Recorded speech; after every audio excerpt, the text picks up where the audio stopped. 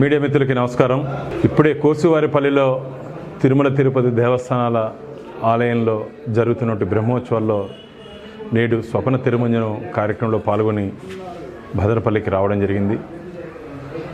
NDA కూటమి వచ్చిన తర్వాత ఆంధ్రప్రదేశ్లో కుప్పం నుంచి శ్రీకాకుళం వరకు గతంలో జరిగినటువంటి పొరపాట్లు, గత ప్రభుత్వం వైసీపీ ప్రభుత్వం చేసినటువంటి పొరపాట్లు, ముఖ్యంగా దేవాలయాల పట్ల వారు చేసినటువంటి అపచారాలు అన్నింటినీ సరిదిద్దుకుంటూ మేము ముందుకు పోతున్నాం. అఖిలాండ కోటి బ్రహ్మాండ నాయకుడు కలియుగ ప్రత్యక్ష దైవం వెంకటేశ్వర స్వామిని కూడా గత ప్రభుత్వం వదలలేదు. ధార్మిక క్షేత్రాలని ధనార్జన క్షేత్రంగా మార్చుకున్నాయి. ఆలయ పవిత్రతల్ని దెబ్బతీసే విధంగా వారు వ్యవహరించారు.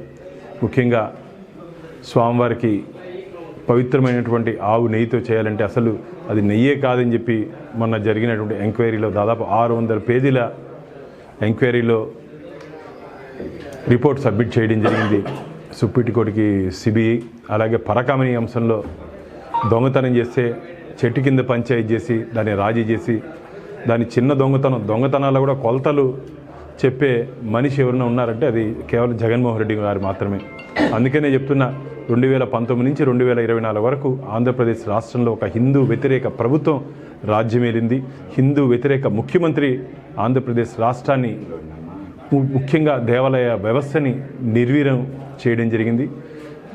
ఈరోజు వారు ఏదైనా మాట్లాడుతుంటే, మేము ఏదైనా మంచి పనులు చేస్తూ ముందుకు పోతుంటే మా ఎన్డీఏ కూటమి చంద్రబాబు నాయుడు గారు, పవన్ కళ్యాణ్ గారు, మా రాష్ట్ర అధ్యక్షులు మాధవ్ గారు మంచి పనులతో ప్రజల ఇష్టాలు, ప్రజల కష్టాలు తెలుసుకొని ఆంధ్రప్రదేశ్ని వికసిత ఆంధ్రప్రదేశ్గా, ఆంధ్రప్రదేశ్ని తిరిగి అన్నపూర్ణ ప్రదేశ్గా, ఆంధ్రప్రదేశ్ని తిరిగి అభివృద్ధి ప్రదేశ్గా, సీమాంధ్రాన్ని స్వర్ణాంధ్రగా చేయాలని చెప్పి ఒక దృఢ సంకల్పంతో ఈరోజు మా ఎన్డీఏ కూటమి ముందుకు పోతా ఉంటే, రోజు అసత్య అబద్ధపు ఆరోపణలతో రాజకీయంగా మమ్మల్ని ఎదుర్కొనే ధైర్యం లేక, రాజకీయంగా మమ్మల్ని ఎక్కడ తప్పుపట్టే అవకాశం లేదు కాబట్టి సున్నితమైనటువంటి దేవాలయాల అంశాలని ఆధారం లేకున్నా వారే అక్కడ మద్యం బాటలు పెట్టి తిరుమలలో పవిత్రత దెబ్బతింటుందని చెప్పి ఒక ఆరోపణ చేయడం, గోవులు చనిపోతున్నాయని చెప్పి ఒక ఆరోపణ చేయడం, గోశాల నుంచి గోవిందుడి వరకు నిత్యం అసత్య అబద్ధపు ఆరోపణతో వైసీపీ పార్టీ ముందుకు పోతుంది. ఇది మంచిది కాదు.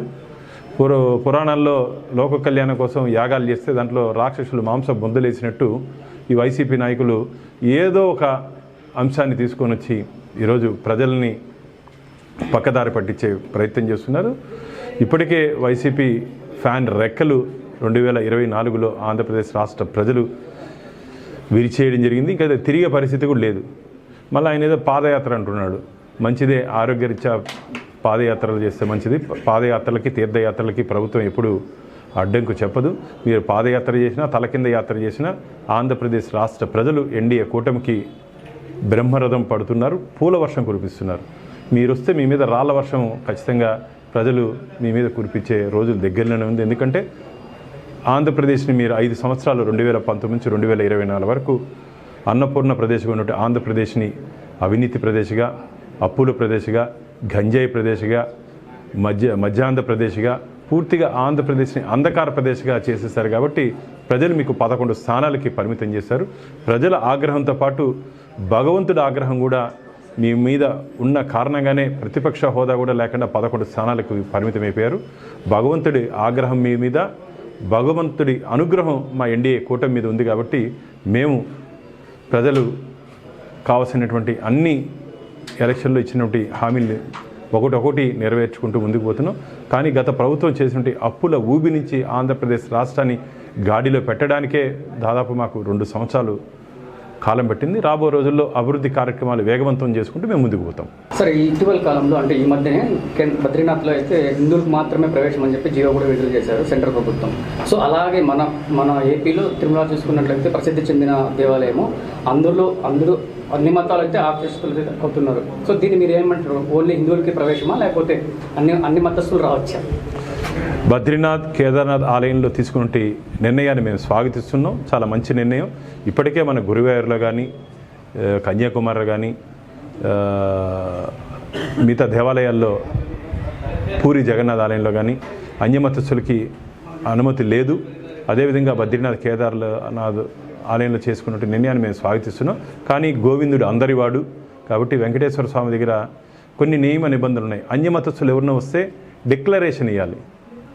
స్వామివారి మీద నమ్మకంతో భక్తితో నేను స్వామివారిని దర్శనం చేసుకుంటున్నానని చెప్పి మాకు ఒక డిక్లరేషన్ ఉంది, ఒక సాంప్రదాయం ఉంది. ఆ పద్ధతిని ఎవరైనా పాటించాల్సిందే. ఎవరైనా జగన్మోహన్ రెడ్డి అధికారంలో ఉన్నప్పుడు దాన్ని అతిక్రమించారు, అది మంచిది కాదు. ఎందుకంటే ముఖ్యమంత్రిగా ఆయన ఉండొచ్చేమో కానీ ఇక్కడ టీటీడీ దగ్గర వచ్చినప్పుడు ఇక్కడ ఉండే సాంప్రదాయాలు పాటించాల్సిన అవసరం ఉంది. కాబట్టి దాన్ని ఎవరిని అతిక్రమిస్తే మా అనుమతి ఇచ్చకుండా ఖచ్చితంగా రాబోయే రోజులు గట్టి చర్యలు తీసుకుంటే ఎవరైనా సరే డిక్లరేషన్ ఇచ్చిన తర్వాత మాత్రమే అన్యమతస్థులు ఆలయంలోకి అడుగుపెట్టే సాంప్రదాయం మాకుంది. కాబట్టి అది ఎవరైనా సరే పాటించాలని చెప్పి మేము గట్టిగా కోరుకుంటున్నాం. పనిచేసే ఉద్యోగులు అసలు ఉద్యోగస్తులకు అవకాశమే లేదు. తిరుమలలో ఇప్పుడే పూర్తి స్థాయిలో ప్రక్షాళన చేయడం జరిగింది.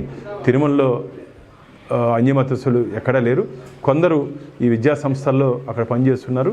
వారిని కూడా ఇప్పుడు మేము వారికి ఒక అవకాశం కూడా ఇవ్వడం జరిగింది. వాలంటీర్ రిటైర్మెంట్ ఏదైనా తీసుకుంటే వాళ్ళు వెళ్ళిపోవచ్చు. వాలంటీర్ రిటైర్మెంట్ తీసుకుంటే వారు ఆ స్వామి సేవ ఆయన ఎవరో ఉంటాడు, ఆయన సేవ చేసుకోవచ్చు. మా స్వామి సేవ చేయాలంటే ఖచ్చితంగా హిందువులై మాత్రం ఉండాలి. వెంకటేశ్వర స్వామి సేవ చేయాలంటే ఖచ్చితంగా హిందూ మత పద్ధతుల్ని ఆచరించాలి. కేవలంగా బొట్టు పెట్టుకొని డ్రామాలు ఆడితే సరిపోదు. ఇంట్లో పూజలు ఉండాలి. నేను అందుకనే చాలా సందర్భాల్లో మా టీటీడీ మీటింగ్స్ కూడా చెప్పడం జరిగింది, ప్రతి ఇంటిని సర్వే చేద్దామని. ఉద్యోగస్తుల ఇంటిని ప్రతి ఇంటిని సర్వే చేస్తాం.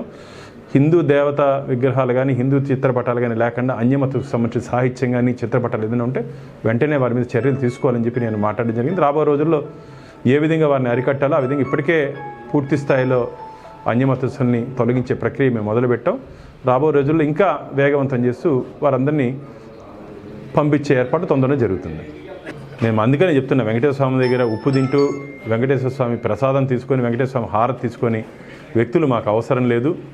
అలాంటి వ్యక్తుల్ని ఖచ్చితంగా ఎవరినో మీరు కానీ కంప్లైంట్ ఇస్తే అలాంటి వాళ్ళు ఉన్నారని చెప్పి వెంటనే వాళ్ళు తొలగించేదానికి మేము సిద్ధంగా ఉన్నాం. ఆధారాలతో పాటు ఏమైనా మాకు కానీ ఇస్తే ఖచ్చితంగా వారిని తొలగించేదానికి మేము సిద్ధంగా ఉన్నాం. ఇప్పటికే ఉన్నటువంటి ఉద్యోగస్తులకి ఒక అవకాశం ఇచ్చాం, వాలంటీర్ రిటైర్మెంట్ తీసుకునే అవకాశం ఇచ్చాం. వాళ్ళు కానీ దాన్ని తీసుకుంటే సంతోషం, లేకపోతే కోర్టు పరిధిలో కొందరు కోర్టుకి వెళ్ళారు కాబట్టి కోర్టు నుంచి ఆదేశాలు వచ్చిన తర్వాత అందరినీ తొలగించే ప్రక్రియ మేము మొదలుపెట్టాం.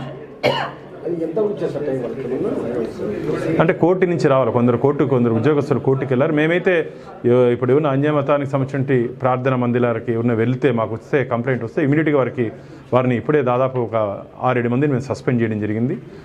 కాబట్టి ఎవరైనా అలాంటి ఆధారాలు ఏదైనా మాకు కానీ ఇస్తే మేము వెంటనే వారి మీద, అంటే పేర్లేమో హిందూ ఉంటుంది కానీ వారు ఆచరించే వ్యవహారాలు మాత్రం అన్యమతానికి సంబంధించి ఉంటాయి. By name Hindu, practicing Christianity. పేరులో రాముడు, కృష్ణుడు, మాధవుడు ఉంటాడు కానీ వారు ఆచరించే వ్యవహారాలు వేరే ఉన్నాయి. అట్లాంటి వ్యవహారాలు మేము గమనిస్తున్నాం. వారు ఎవరైనా దొరికితే మాత్రం ఖచ్చితంగా వారి మీద ఇప్పటికే సస్పెండ్ చేస్తాం. రాబో రోజుల్లో ఉద్యోగాన్ని తొలగించే ప్రక్రియ కూడా మేము ప్రయత్నిస్తాం.